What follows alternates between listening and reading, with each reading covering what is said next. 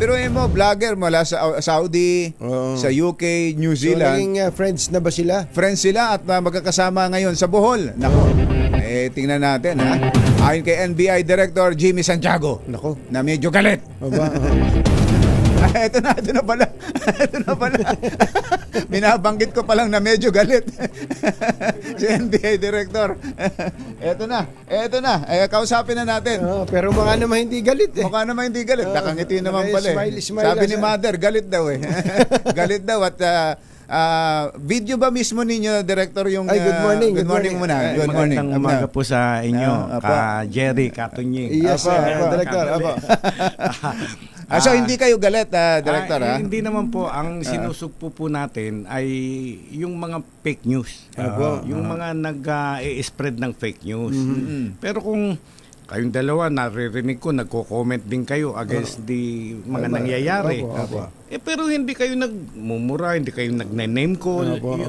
Yung parehas lang. You can comment, you can make your comment, your opinion. That is your Right. opinion. Opo. Karapatan natin yan. Opo. Freedom of speech, freedom of expression. Pero yung babaguhin mo yung konteksto. Paano ng- po bang ginawa nila? Can you be more specific po meron dyan? pong inorganize na Manila Press. Inimbitahan po ako doon na pinuntahan ko naman. Opo. Ngayon, yung mga vloggers ang usapan. Sabi ko, sabi nila sa akin, paano yung mga nasa abroad? Yung mga nasa abroad, papailan namin ang kaso dito. Pagka lumabas ang may warrant sila, nasa airport pa lang sila, nasa NAIA pa lang sila, arestuhin na namin. Ganon. Kung Yun may naman, warrant, yung mga nandito, di papailan namin ang kaso. Pag may lumabas na warrant, arestuhin namin. Opo. Abay, biglang pinalabas. Panibagong pananakot ni Santiago sa mga OFWs. Bakit? Sa ibang Pilipinas? Yung ganyan. OFWs daw ang tinatakot ninyo. Yes. Ang mga OFW, alam naman natin, bayani ng bayan. Yan ang nag-ano. Ngayon, ang daming nag-react na OFWs, nababasa mo yung reaction. Nagalit sa inyo. Nagagalit at wag na daw mag zero remittance. Wag na daw sumunod sa ganun sa mga patakaran. Mali po 'yun. Opo. Kaya sabi ko dapat masawatan na ito. Ulitin ko, walang politika dito, walang nag-utos sa akin, kundi talagang rampant na. Kayong dalawa naririnig din ko din po na ang dami na, pati kayo Katunying na biktima na kayo. Ako po, kaya kong sabihin na si Maharlika sinungaling. Kahit na magkaharap kami, nakatalikod siya, naririnig, sinungaling siya. Kaya kong sabihin yun dahil yung mga pinagsasasabi niya, especially tungkol sa akin, kasinungalingan. Kaya po nagdemanda ako eh. At kaya nga po merong umusad na kaso, kaya po siya may warrant of arrest. Imbis na ako'y makipagmurahan sa kanya na ano mangyayari sa akin, bababa ka ba sa ganong klase ng pangungomentaryo, ginamit ko yung proseso na binibigay sa atin ng batas. Yes. At saka tama po kayo, Katunying. Remember these vloggers, hindi naman lahat, ginawa na nilang sideline or hanap buhay ang pagbablog. They earn money sa vlogging. Meron silang corresponding, depende sa views. Ngayon, nilabanan natin. Nakipagsagutan tayo, abay, lumaki lalo ang views. Napikon si Katunying, napikon si Santiago. Kaya ako hindi na, kung murahin ako araw-araw, hindi ko na sinasagot. Pero pinagbilinan din ako ng misis ko. Ba yung bunganga mo, ha? Pero ito pong mga vloggers na ito, natukoy ninyo, may mga nabanggit kaming pangalan kanina, hindi namin kilala pero palagay ko natatandaan ninyo itong mga pangalan na ito dahil kung sila yung talagang naglabas ng mga paninira laban sa inyo. Asa yung pangalan? Si Jennifer, merong si Jennifer, si Maricel De La Cruz. Tondi, Jennifer De La Cruz, Jacinta Caime Antalsuda at Cherilyn David Capanas. Yan po ay lahat ay naka-base sa Abroad. Saudi Arabia, New Zealand, yung ganyan po. Paano kilala po ba sila? Ayan. I don't know. Pero yun nga, iisa yung ano nila, tema nila at iisa yung aim nila parang may merong Nagkukumpas. kumukumpas sa kanila. Pero mga OFW po ito mga to. Mga OFW, chinek namin yung mga bahay nila dito. Oo. Meron sa Davao, karamihan sa Davao. Meron sa Cebu, iba't ibang lugar. But nakita rin namin sa base sa BI, Bureau of Immigration, abroad. Nasa abroad. Ano pong trabaho nila sa abroad? Ay iba-iba. Meron nga seaman eh. Siguro nasa barko siya, nakakapag-vlog siya. Matindi, no? Yung ganon. Pinagpapailan na namin ng kaso once and for all para makita nila na seryoso ang ating pamahalaan na tigilan na yung fake news. Maabot po ba ng ng mahabang kamay ng batas ang mga gumawa ng krimen na nasa ibang bansa? Yun pong mga minor cases, hindi na namin gagambalain pa ang Interpol.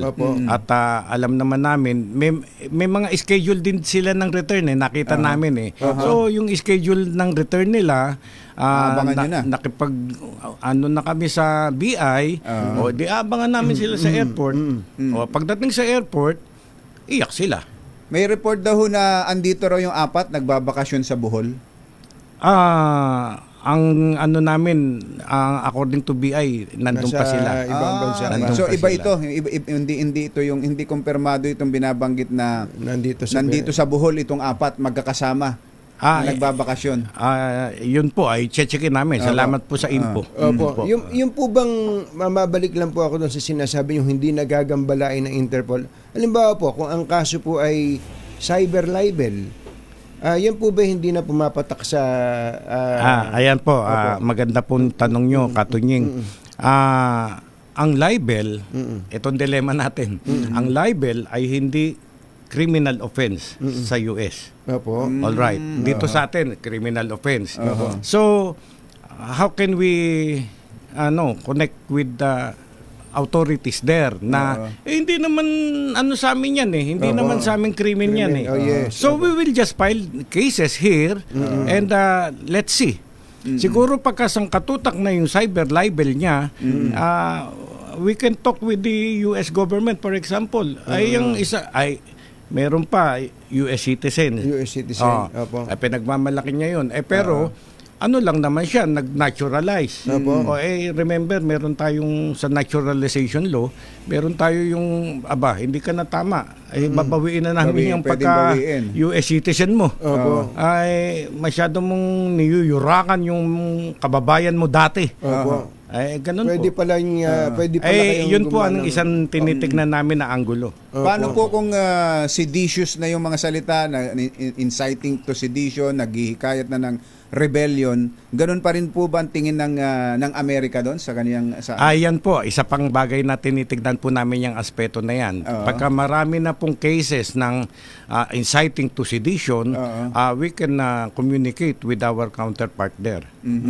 Ganun po. Sa madaling salita, kumbachero, ito namang ginagawa ng MA, proseso po ito no? Oo, Meron talaga, proseso hindi po. naman pwedeng hulihin nyo basta-basta yung mga yan, nang walang warrant of arrest. At saka, Katunying, para patunayan ko sa kanila na walang politika dito, meron kaming dadating pa ng mga cases, isasampa, na binablog nila yung fake news nila. For example, si Senator Bato. Arresto ay papailan din namin ng kaso. Para makita ng tao na women business. Parehas At yan. hindi isang side lang. Hindi pro Duterte Yes, lamang. yes, sir. Kasi ang sinasabi nila, ginigipit daw po ninyo yung mga pro Duterte vloggers. Hindi po totoo yan. Ang sinasawata natin, yung fake news. Katulad yung merong isang abogado na dating secretary ng former administration. Nasa isang mall yata, nagre-report siya na nasa kanya na yung TRO, hawak na, sumisigaw pa. Asan ba si General? Making impression na there are generals who are may embolden ng taong bayan. O yung isa naman, dating chairman, isang commissioner ng isang sumunod naman na nandito kami sa Villamor. Oo. Bakit hindi natin pasukin tong gate na to? Ganyan ang ano niya. Tapos nung pinailan na namin ng kaso, sasabihin niya naniwala lang daw siya doon kay attorney. O idiniin mo yung kakampi mo. Ayun, oo. At tapos ikaw mismo, kita mo, ikaw mismo naniwala doon.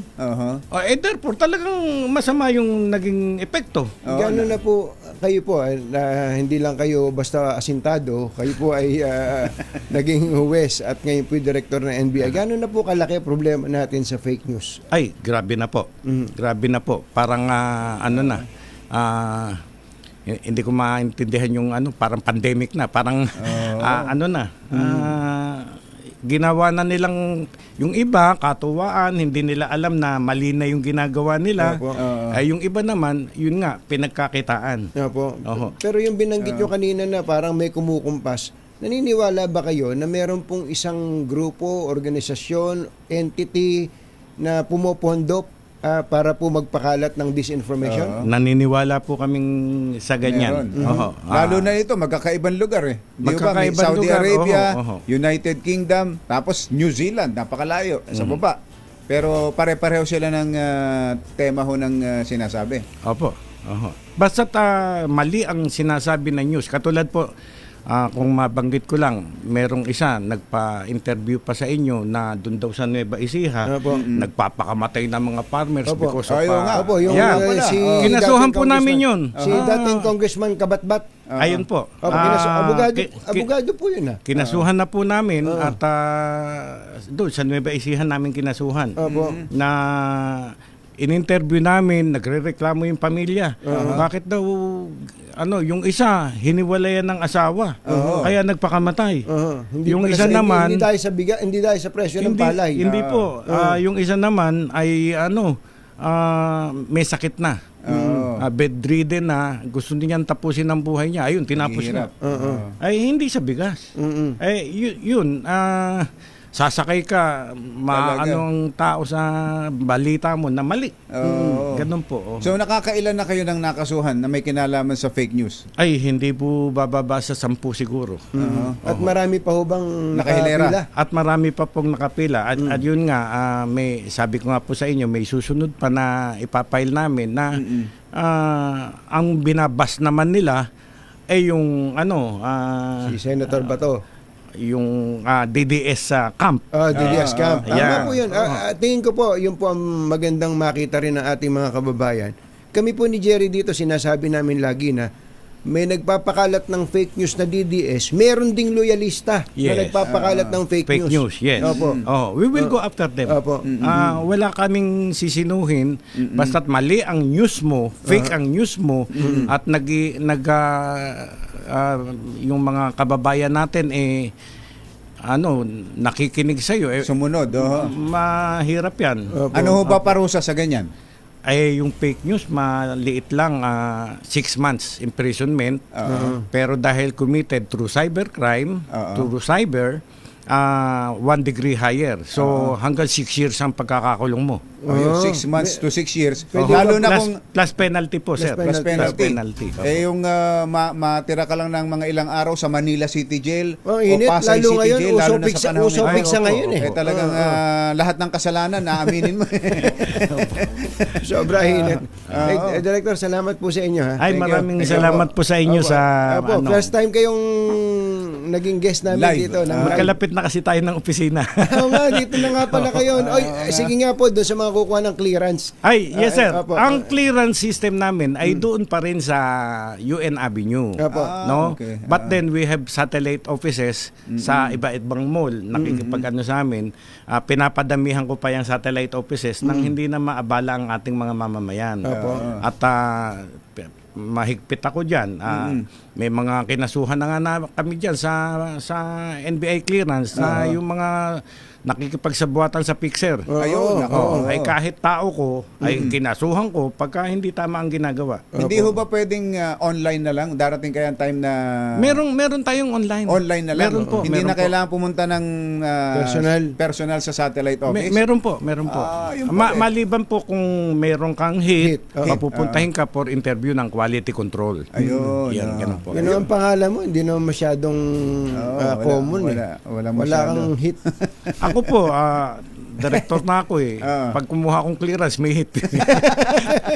Jaime Santiago, very common. Very common. Opo, Opo. opo. Director, salamat po. Thank you, Ay, Director. maraming salamat po, Katunying. Ka Jerry, maraming salamat Sa po. ulitin. Thank you po. Salamat Thank you po. FBI Director Jimmy Santiago.